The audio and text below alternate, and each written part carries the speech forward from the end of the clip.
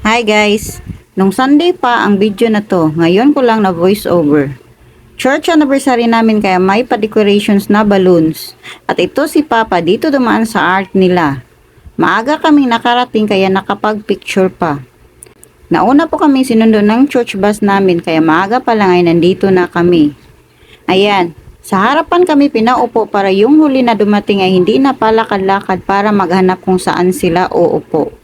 Mas maigi na ganito, sunod-sunod na lang sa pag-upo para maayos. At ayan, picture-picture muna kasi wala pang tao sa loob.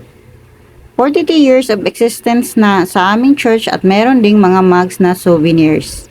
Sila po ang praise and worship team at ito naman ang drum set na nakabalot para buo ang tunog ng drum set. At ito naman ang glimpse ng church building namin. Kami po ay Pentecostal born again Christian kaya ganito kami mag-worship. Iba't iba tayo ng paninindigan, kaya dapat respect each other na lang. We have freedom kung saan natin gusto magsimba. After ng service namin ay may program. Pero hindi ko kinuhanan ng video lahat kasi hindi natin alam na may mga tao na gusto ng privacy. Ayaw nila i-video kaya limit lang ang pag-video ko. Ito ang tambourine dancer namin. Pamangkin ko ang nasa harap. Ito naman ang children's ministry.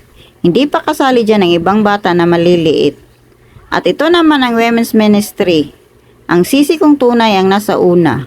At ito naman ang pioneering team sa aming church. Sila mama at mga kapatid niya, mga tita ko lahat. Dito na sila tumanda sa simbahan na to, kaya binigyan sila ng token of appreciation. At kinabukasan ay pumunta naman ako sa doktor para sa second dose ko. 2 balikat ang tinurukan kasi nabasag ang isang ampule ng first dose para sa anti-tetanus. Kaya sabi ng doktor, pagbalik ko na lang kasi mahaba ang pila sa pharmacy kung bibili pa ako ulit. Madali lang ako natapos kasi pagdating ko, walang tao at ako na lang hinintay ng doktor para aalis siya. Napakasakit magpaturok at mahal pa, kaya huwag kayong magpakagat ng mga alaga niyong pusa at aso. Sa akin kasi is naapakan ko kaya nakagat ako. At pag uwi ko dumaan muna ako saglit sa SM para bumili ng tila. Malapit na ang pasukan at magkaubusan naman ang mga tila.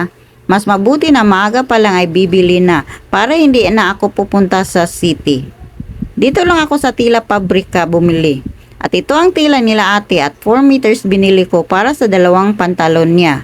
At sa labas, meron ditong nagtinda ng Belgian waffle.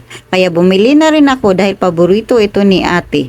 At nagustuhan ko rin ito. May iba't ibang flavors pero chocolate ang gusto ni ate. Kaya dalawang in-order ko para tig-isa kami. Kung umabot kayo sa video ko hanggang dito, pa-like and share naman po sa mga videos ko. At papalo na rin. Yun lang, salamat.